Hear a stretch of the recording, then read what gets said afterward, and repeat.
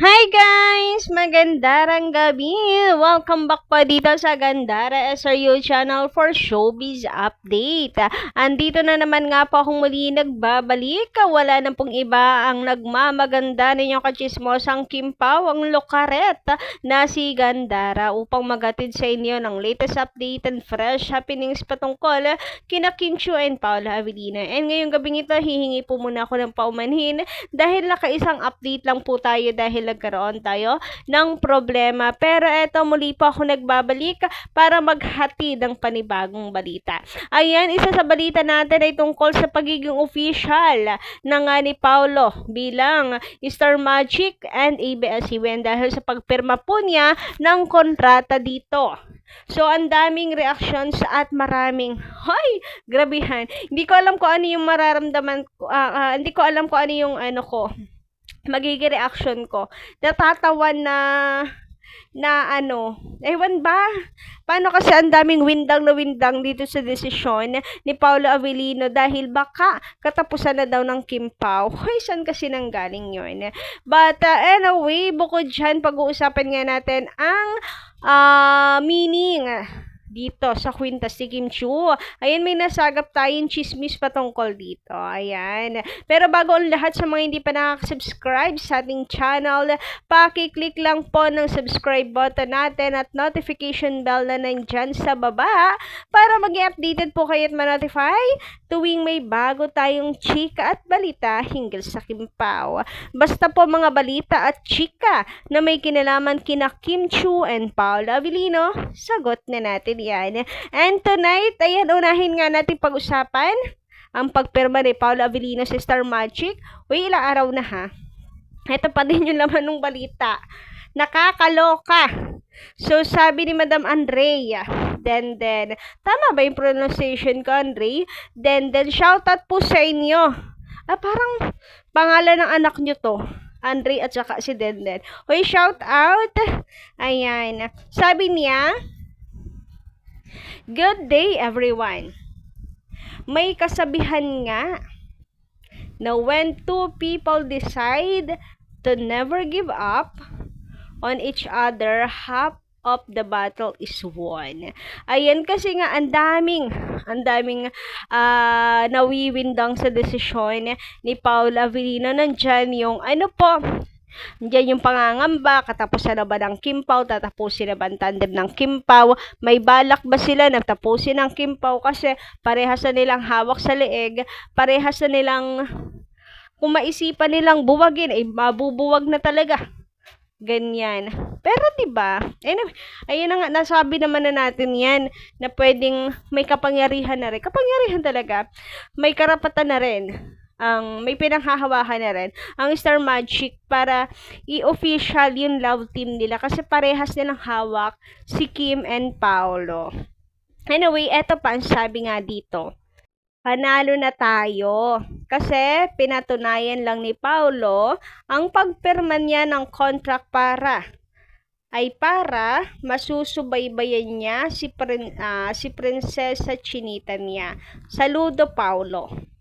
Nawala na ang doubts ko sa true intentions mo to be with Kim for life.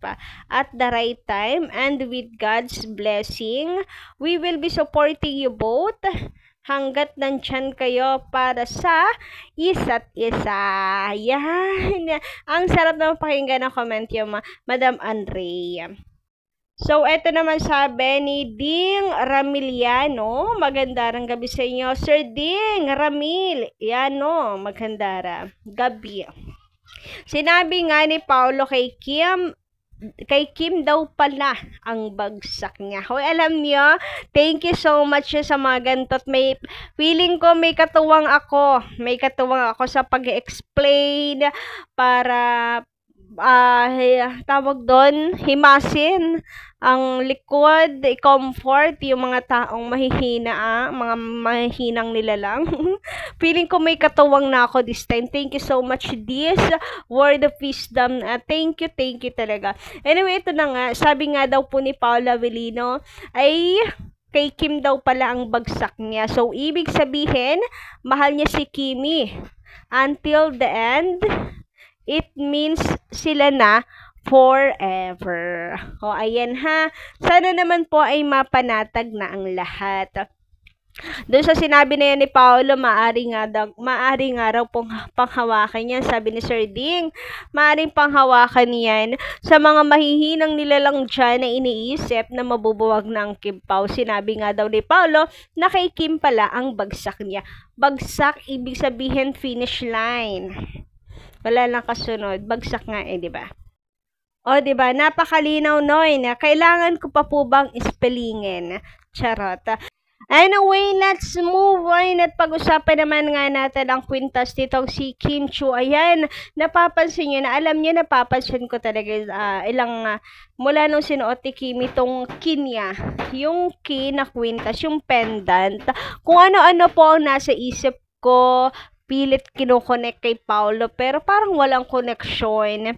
Ano po ito, parang sponsored nga kay Kim Chiu na may nakita kong post niya na nagpapasalamat etc. ganyan. So binaliwala ko siya. Pero alam nyo ba, merong nakapag-chika, nabasa natin, kay Mahiwagang Blew Up.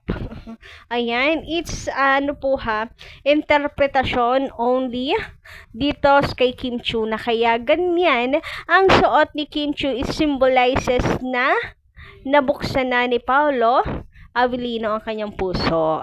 Ayun, ready na si Kimi, bukas na ang puso niya para umibig mulit. Pinapasok na niya si Paolo Avellino sa puso niya. Unlock na, kumbaga. And ngayon, ayan, nasa kanya po ang susi para wala na pong ibang makaagaw pa. Para wala na ibang makapasok pa kundi si Paolo Avellino. May mga paganyan. Uy, grabe kayo. Wag kayong ganyan kahit simpleng interpretasyon niya. Kinikilig ako. Wag kayo. Anyway, naalala nyo rin po ba? Uy, grabe. Naalala nyo rin po ba ang post na ito ni Paolo na #ask Pao?